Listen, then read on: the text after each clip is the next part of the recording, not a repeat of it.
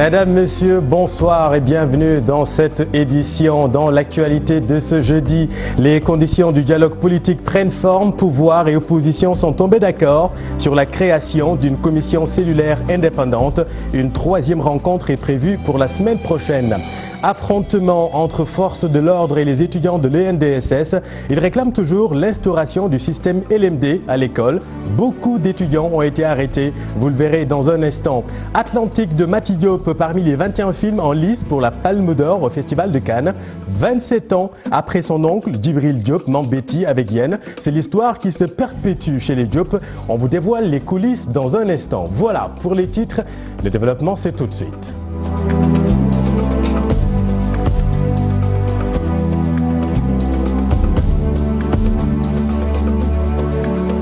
Premier consensus en vue du dialogue politique, la création d'une commission cellulaire indépendante pour superviser le dialogue. Non-alignés, société civile et la majorité ont validé la création de ce comité qui était une demande de l'opposition, même si les opposants n'ont pas assisté à cette rencontre du jour. Voyons tout cela avec Alassane Ba et Pape Sangone Baye. L'opposition suit sa logique, une rencontre qui s'est tenue sans elle. Seule l'administration, la société civile, la majorité et les non-alignés ont échangé. Il faut aller là où les discussions se font, se battre là-bas.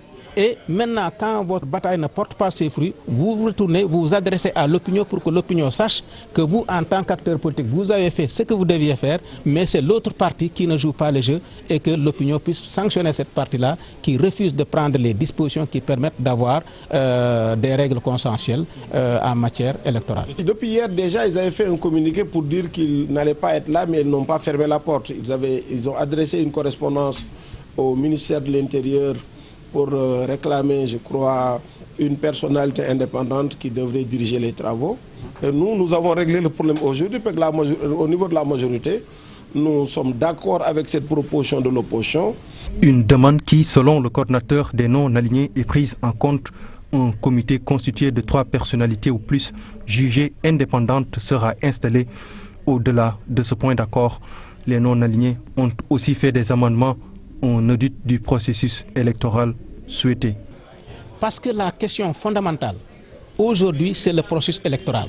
Et quand on parle de processus électoral, ça va du niveau d'enrôlement, là où le citoyen vient pour avoir sa carte d'identité, jusqu'à la proclamation des résultats. Tout ce processus-là, il faut qu'il soit révisité. Parce qu'il y a des niches, il y a des niveaux où il y a beaucoup de manœuvres, beaucoup de fraudes qui sont possibles. Et une fois que ce processus-là est audité, alors nous sommes sûrs que nous pourrons aller à des élections apaisées, transparentes, dont les résultats seront acceptés par tout le monde. La société civile salue ce qu'elle considère comme une avancée significative. Nous sommes dans une bonne dynamique. Au-delà des conditionnalités qui ont été posées, je pense que l'une des conditionnalités les plus importantes sont en phase d'être dépassées totalement, c'est-à-dire sur le format. La majorité présidentielle a montré sa disponibilité, le pôle des non-alignés également a montré sa disponibilité à aller dans ce sens-là. Donc ce point de divergence sera dépassé aujourd'hui. Une prochaine rencontre est prévue. Normalement, la semaine prochaine, les pôles devront examiner et faire, si nécessaire, des amendements sur le code de conduite, des attributions qui seront données au comité qui va diriger les travaux, entre autres. Et le coordinateur du pôle des non-alignés Morigène, Mamadou Lamine Diallo, le leader du mouvement Teki, avait raillé, souvenez-vous, le positionnement des non-alignés. C'est une duperie selon lui. Eh bien, Didier Faye n'avale pas cette couleuvre. 2018, au siège de celui qui parle des non-alignés, au siège de son parti, sous sa présidence, je dis bien sous sa présidence, il a reçu une vingtaine de membres, une vingtaine de partis du pôle des non-alignés, en présence d'une vingtaine d'organisations membres de l'IED, pour qu'on leur explique pourquoi ils ne devraient pas boycotter les concertations, et pour qu'on leur dise pourquoi ils commettent une erreur politique grave et historique. Ces gens-là ne peuvent pas aujourd'hui, après nous avoir rencontrés plusieurs fois, après avoir fait nos éloges, ils ne peuvent pas aujourd'hui quand même estimer que nous n'existons pas. Voilà, propos recueillis par Alassane Ba et Pape Sango Nemba. Et le Front National de Résistance se dit prêt à aller à la table des concertations. Ce qui est important sera l'application stricto sensu des résolutions de ce dialogue. Suivons Matar Sourang, il est le coordonnateur du FRN. Nous estimons qu'il y a deux manières de discuter. Il y a eu dans l'histoire politique du Sénégal deux formats qui ont été expérimentés. Et le seul format qui a eu à donner des résultats, c'est le format qui consiste à créer une équipe de facilitateurs indépendantes des partis politiques, équidistantes des partis politiques, donc des personnalités neutres, respectées dans le pays, comme ce fut le cas en 1992 avec le juge Kebambay. L'autre formule, ça consiste à regrouper les partis politiques au niveau du ministère de l'Intérieur. Les gens discutent pendant des semaines, font des propositions et après on le soumet à l'appréciation du président de la République qui arbitre. Ce format-là n'a pas donné de résultat parce que ça soit dirigé par la Sénat ou une personne. Parce que nous, il faut bien comprendre ce que nous disons. Ce que nous disons, c'est une équipe. Mais une équipe qui ne dépend pas du ministre de l'Intérieur, une équipe autonome. Nous avons demandé également un engagement fort, solennel de la part des autorités quant à l'utilisation qui serait faite de ces conclusions-là. Parce qu'il ne sert à rien de discuter et que les conclusions ne soient pas appliquées. Moi, je considère qu'il y a deux pôles fondamentalement. C'est le pouvoir et l'opposition. Vous savez, on ne peut pas... parce que pour moi, il faut qu'on prenne comme référence les élections présidentielles passées. Les élections présidentielles passées, tous ceux qui se réclament des non-alignés ont été dans des fronts, ont soutenu un candidat. Et évidemment, il faudrait que ceux qui ont soutenu le candidat Macky Sall aillent dans la majorité présidentielle et soient dans cette pôle-là, et que ceux qui ont soutenu l'opposition puissent faire partie de la délégation de l'opposition. Ça permet de clarifier. Et la tension est encore vive à l'École nationale de développement sanitaire et social. De violents affrontements ont éclaté ce matin à l'ENDSS. Des étudiants arrêtés dans l'enceinte de l'école. Ils réclament toujours, depuis un mois déjà, l'instauration du système LMD au sein de l'établissement. Comme toujours, le mécontentement des étudiants égale blocage de l'avenue Cheikh Anta Diop. Voyons tout cela avec Aminata Mbarisow et Mohamed Dieng. Ils sortent de leur cachette après une course-poursuite avec les forces de l'ordre. Ces étudiants de l'École nationale de développement sanitaire et social ont été dispersés par les forces de l'ordre, les autres arrêtés. Nous étions en train de faire un point de presse avec certains médias. Ils sont venus ici avec leur véhicule, ils ont amené nos camarades. Si les policiers se permettent d'entrer dans l'école, c'est forcé que les étudiants se replient dans les côtés, quoi. L'administration est là, mais l'administration est incompétente. D'ailleurs, même est-ce que ce n'est pas le directeur qui les a donné l'autorisation de franchir les portails? Plusieurs arrestations dans l'enceinte de l'école alors qu'ils tenaient un point de presse. Auparavant, ils avaient bloqué l'avenue Cheikh Anta Diop de Dakar pour se faire entendre. Tout ce qu'on fait, c'est montrer notre mécontentement. Depuis le début de la grève, l'autorité en question ne fait que nous traîner. Bon, on a fait tout ce qu'il fallait. Le Pacifique d'abord. On a écrit des lettres, on a fait des marches, on a fait des sittings. Et jusque-là, bon, ils nous convoquent et ils se permettent de reporter les réunions comme si nous, on est là pour semer du désordre. Nous, on veut reprendre les classes, mais il faut qu'on ait quelque chose de clair. Depuis 4 semaines, ces étudiants de l'École nationale de développement sanitaire et social protestent. Ils veulent l'instauration du système LMD, licence, master, doctorat. Merci Aminata. Alors peut-on parler d'une violation des franchises universitaires avec cette arrestation des étudiants dans l'enceinte de l'établissement? Le surveillant général de l'ENDS s'en lave les mains. Selon lui, les forces de l'ordre sont intervenues pour rétablir l'ordre au sein de l'école. Nous l'écoutons. Tout parce que nous, c'est subitement qu'on a vu qu'il y a un affrontement entre les étudiants et les policiers. Et les policiers les ont poursuivis pour les prendre parce qu'ils ont créé sûrement des infractions. Parce que quelqu'un qui va pour bloquer la circulation, ça, tu as affaire à l'État. Mais si c'est au sein de l'établissement, nous, on peut gérer ça à notre manière jusqu'à un certain niveau. Parce que nous, avant qu'un policier n'entre dans l'établissement, on doit faire donc une demande. Et cette demande, généralement, la procédure était longue, mais cette fois-ci, sûrement, ils ont exagéré et ils ont entravé donc, la circulation. C'est la raison pour pour laquelle la police a fait son travail. Vol à l'arraché, agression, semoule, parlons de cette insécurité galopante. Des attaques à main armée sont même enregistrées depuis un certain moment. Nous avons recueilli les témoignages d'un boutiquier qui en a fait les frais à Ouakam. Les populations affichent leurs inquiétudes. Mamadou Fall et Mohamed Djeng. Les attaques à main armée constatées ces temps-ci dans les autres régions n'épargnent pas la commune de Ouakam. Les populations ouakamoises assistent à des cas d'agression des fois très violentes. Ce boutique a été visité par des agresseurs. Mon frère m'a appelé pour me faire savoir qu'il a été agressé. Des individus armés de coupe-coupe ont attaqué la boutique. Ils ont dérobé mes cartes de crédit et l'argent qui était dans le comptoir.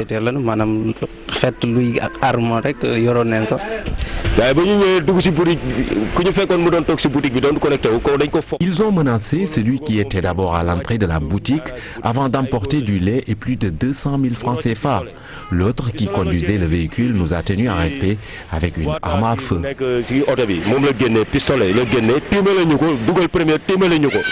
Il n'est pas le seul à avoir subi la loi des malfaiteurs. Nombreux dans cette localité ont une fois assisté à des cas d'agression. On assiste souvent à des cas d'agression. Les jeunes s'adonnent à la drogue. C'est cette consommation de drogue qui est la principale cause de ces cas d'agression notés.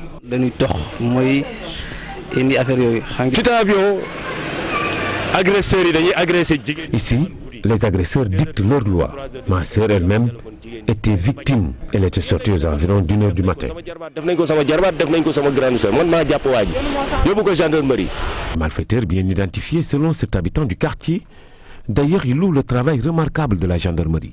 Parce que la gendarmerie, plainte il faut bëri. Si il y a plusieurs plaintes déposées à la gendarmerie. Les agresseurs habitent ici. Nous les connaissons. Je sais ce que j'avance et ils me connaissent tous. La gendarmerie est en train d'abattre un travail remarquable.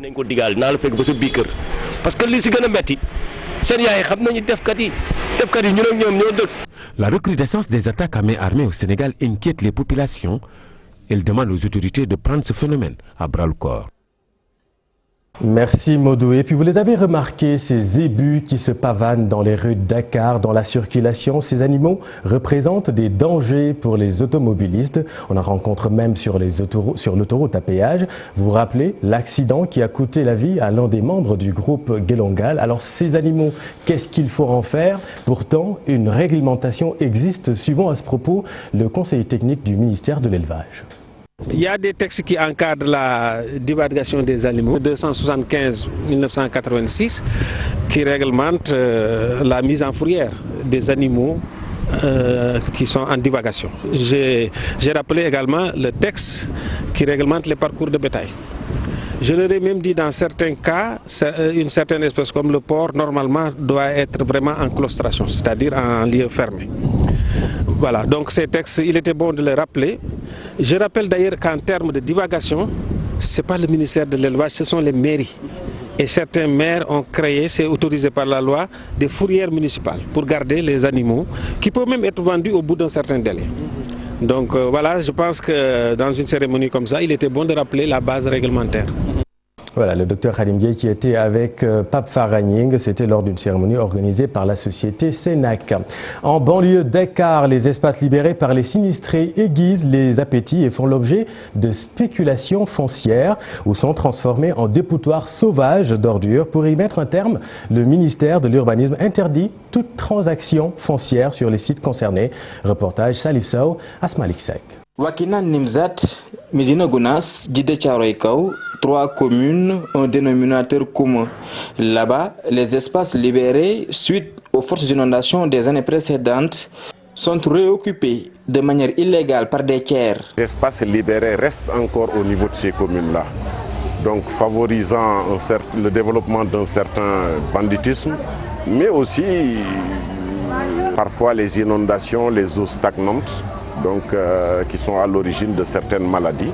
Les gens se sont levés donc, pour appeler l'État, pour appeler les collectivités locales, pour appeler les populations, pour qu'ensemble nous réfléchissions pour que ces espaces puissent être soit titrés par l'État et utilisés pour des équipements d'intérêt commun, ou en tout cas remis aux communes qui ont besoin d'espace pour construire des écoles, des dispensaires ou des équipements marchands. De son côté, le ministère de l'Urbanisme dit tenir à la préservation des espaces libérés.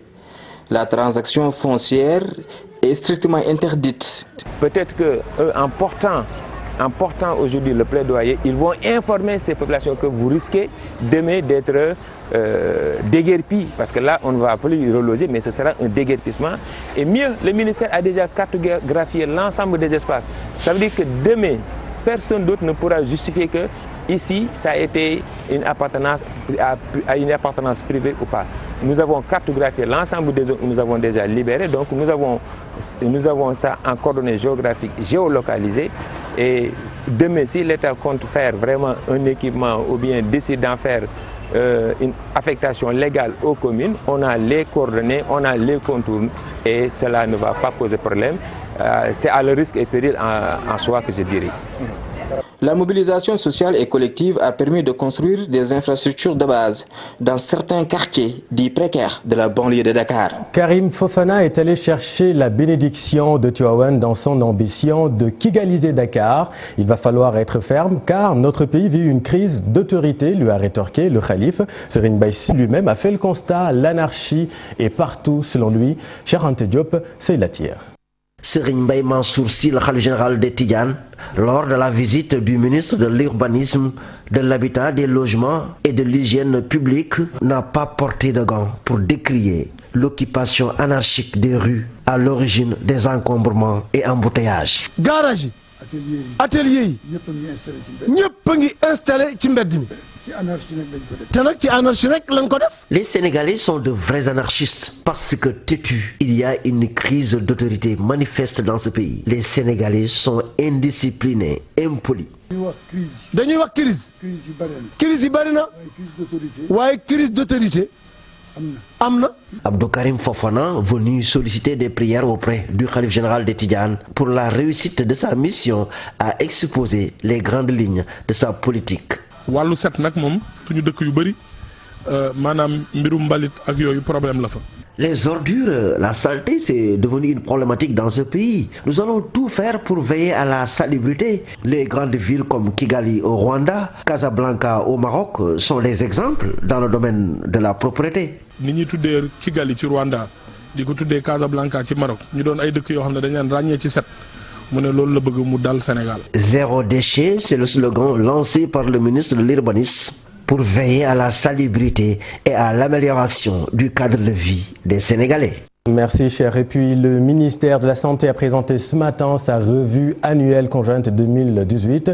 L'année dernière a été un peu mouvementée avec des grèves enregistrées. Pour cette année 2019, beaucoup de défis restent à relever, notamment les maladies transmissibles et non transmissibles. Fat Bintou Kanté et Mohamed Dieng. L'année 2018 a été pour le secteur de la santé une année mouvementée. Le ministre de la Santé le reconnaît. C'est que 2018 a été certes une année difficile en termes de stabilité du secteur, mais cela ne nous a pas empêché de faire un certain nombre de performances sur le terrain. Et lors de la revue annuelle conjointe de 2018, des recommandations ont été faites, même si le suivi a fait l'objet de retard.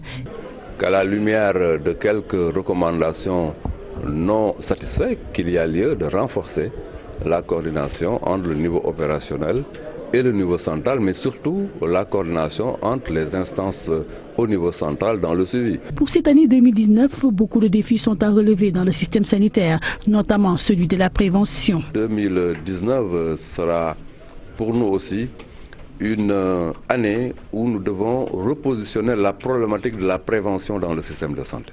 Parce que nous avons un ministère de la Santé et ce ministère de la Santé n'est pas seulement un ministère qui doit travailler dans le curatif, mais il faut absolument donc avoir une stratégie de prévention. Avec des perspectives, comme mieux prendre en compte la problématique de la santé de la mère et de l'enfant au Sénégal. Faire en sorte que dans le cadre de la santé de la mère et de l'enfant, que le Sénégal puisse véritablement avoir les indicateurs qui se développent favorablement au bonheur des populations. Je crois que cet objectif-là, nous ne manquerons jamais d'insister sur la santé de la mère et de l'enfant parce que c'est la base. D'ailleurs, le plateau médical va être considérablement relevé dans 6 régions du Sénégal, surtout dans la dorsale accidentogène de Tambacounda à Dakar pour cette année 2019. Atlantique, c'est le nom du film sénégalais qui va compétir officiellement pour la Palme d'Or, s'il vous plaît, au Festival de Cannes. L'œuvre est de Mati Diop, fille du musicien Oasis Diop, donc nièce d'un virtuose, Djibril Diop Mambéty, bien évidemment. Son film Yen a été projeté au Festival de Cannes en 1992. 27 ans après, eh bien, c'est au tour de la nièce Mati, chez les Diop, Cannes. Aïssatou Paye, c'est une histoire de famille. L'Atlantique, Mati Diop l'aura traversé pour rejoindre la mythique Cannes. Avec son bâton de cinéaste, elle va gravir pas à pas les célèbres marches du Palais des Festivals. Atlantique, son premier long métrage pour une première sélection officielle. 27 ans après que Yen de feu Djibril Diop Mambéty fut projeté en compétition officielle, 27 ans après, la fille d'Oasis Diop, frère du réalisateur de Tukiboki, réussit sa traversée et celle de sa famille. Comme qui dirait un air de famille. Et déjà en 2013, elle avait rendu un superbe hommage au film culte Tukiboki de son oncle Djibril avec 1000 soleils. L'ombre du réalisateur va planer sur cette 72e édition. Mati Diop va côtoyer les grands noms du cinéma, des frères Dardenne, en passant par Pedro Almodovar et bien d'autres encore. La traversée ne va pas se faire en pirogue, mais au pas. Mati Diop va fouler fièrement les marches du Palais des Festivals, représentant fièrement le Sénégal et l'Afrique, une Africaine en lice pour la Palme d'Or. L'on peut dire « Yes, she can ». Merci Aïssatou, et la cérémonie officielle sera le samedi 25 mai. Parlons littérature à présent avec la poésie qui est un peu moisie au Sénégal. Ce genre littéraire a perdu de sa superbe dans notre pays parmi les causes de faible niveau de langue et la faiblesse du système éducatif selon le professeur de lettres Amadouli. Une conférence a été tenue ce matin à l'université Charente Diop à la fac de lettres de l'UCAD. Suivons la déclamation de Koumba Amatlo. La poésie ou l'art de s'exprimer autrement, des lettres, des mots soumis à des règles qui reflètent le plus souvent l'état de la société, ce qui l'associait jadis à toutes les étapes de la vie. Poésie qui exprimait le pays, qui exprimait l'âme des Sénégalais, les attentes des Sénégalais, les espérances, les désespoirs, les luttes, l'amour que les différentes formes d'amour que les poètes ont, et pour la femme, et pour le pays, et pour l'ami, pour la mère. En somme, il s'agissait d'exprimer d'une part le monde réel, le monde qui environne le poète, et d'autre part les sentiments, les sensations et les espérances du poète. De Senghor à David Diop, en passant par Ousmane Socé, la poésie sénégalaise a eu ses beaux jours, mais son prestige tend à disparaître. On ne dit pas de façon directe ce que l'on ressent, on ne dit pas à la jeune fille « je t'aime », on lui dit « mon cœur s'émeut chaque fois que ton image... » Voilà, des choses comme ça. Avec la nouvelle mode de publication à compte d'auteur, les éditeurs vous publient ce que vous leur apportez sans que vos écrits aient connu la censure de connaisseurs. Un niveau de langue plutôt faible, un enseignement parfois sans qualité, autant de facteurs qui expliquent cette situation. À travers les Hugo, les Lamartine, les Baudelaire et tous ces poètes, nous avons appris le conte de l'île, Rédia et d'autres encore, nous avons appris la langue française, la structure de la langue française. Actuellement, avec les différentes réformes, on est arrivé à une régression du français tout le long du processus, à l'école primaire, dans le secondaire, à l'université. Exprimant les sentiments, exaltant la beauté ou véhiculant des messages, la poésie est un genre à multiples fonctions dont la préservation est une nécessité. Merci Koumba. Et puis si ça peut vous intéresser, le Festival de la Poésie de Montréal fête ses 20 ans et c'est prévu du 27 mai au 2 juin au pays de Robert Charlebois. Et puis pas de répit pour les extrémistes en ce mois de Ramadan. Vous avez suivi les récents événements dans le Sahel, de l'enlèvement des 2 Français à la frontière du Bénin et le Burkina jusqu'à l'attaque meurtrière contre l'armée nigérienne près de la frontière malienne. La question du Sahel préoccupe au plus haut point. Maïmouna Ndiaye et Gervais Yao. Ils ont leur stratégie, un système d'organisation particulier pour attaquer au bon moment. Des attentats qui font le tour des zones dites sensibles. Ces groupes terroristes font encore parler d'eux en Afrique. Il y a une croyance chez les terroristes, les salafistes, les djihadistes, comme on les appelle en général, qui disent qu'en fait, si une personne meurt durant le mois de Ramadan, elle va au paradis. Sur le plan politique, lorsque les armées occidentales, l'OTAN et la Russie ont commencé des opérations contre les troupes de al-Baghdadi en Syrie et en Irak, beaucoup de villes ont été reprises par l'armée, par le régime irakien qui est sur place. 3 aspects donc à ne pas négliger. Au Niger, cette même technique offensive a été utilisée. Et ce, dernièrement. Pas plus tard que mardi passé, 28 soldats nigériens ont été tués au nord par des éléments supposés appartenir au mouvement de Boko Haram. Et si on reste dans ce cas de figure, dans le Sahel toujours, il y a des opérations militaires qui sont planifiées par les États. Il y a l'existence de l'opération Bok Barkhane. Quand cela se passe sur les réseaux sociaux, là, la menace est plus grande. Aujourd'hui, tout est informatisé. Tout se passe dans le numérique. Les États, en essayant de faire face aux groupes terroristes sur le terrain avec des armes, ils essaient de mettre en place des stratégies pour contrecarrer les offensives sur le plan numérique, parce que également c'est un autre front que les groupes criminels ont ouvert.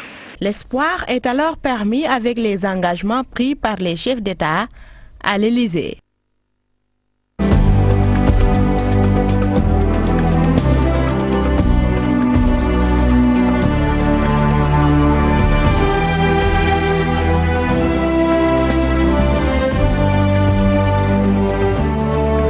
L'actualité sportive avec le basket, quart de finale Coupe du Maire de Dakar. L'US Ouakam a éliminé Saltigué de Rufisque 77-64 cet après-midi au stadium Marius Ndiaye. Les Ouakamois continuent ainsi à rêver d'un grand chemin cette saison, selon Chérif Haïdara, entraîneur adjoint de Ouakam. Suivons-le au micro de Cher Sadibou Diarra. On savait que ça n'allait pas être un match facile. Parce qu'on a l'habitude de jouer des matchs très difficiles, très durs contre Saltigué. Ce n'est pas la première fois qu'on joue, donc c'est une équipe qu'on connaît bien. Mais cette année quand même, nous restons campés sur le championnat de la Coupe du Sénégal. Et si les autres trophées viennent en cours de chemin, c'est une très bonne chose pour le mental des joueurs. Nous sommes dans le dernier carré pour la Coupe du Maire. On va jouer cette compétition à fond. Pourquoi pas pouvoir faire le grand chelem? C'est possible parce que nous avons notre destin en main. Les Ouakamois rêvent d'un grand chelem, propos recueillis par Cher Sadibou Diarra et Ababakar Kamara. Point final pour ce soir. Merci d'avoir suivi cette édition. Retrouvez demain. Cher Tidiane Diao assure ce soir votre série événements meurt sur la brigade des femmes. Et puis un peu plus tard, comme tous les soirs durant le mois de Ramadan, quartier général. On se retrouve lundi pour le JT de 20h. Excellente suite des programmes sur la télévision Futur Média. Bonne soirée.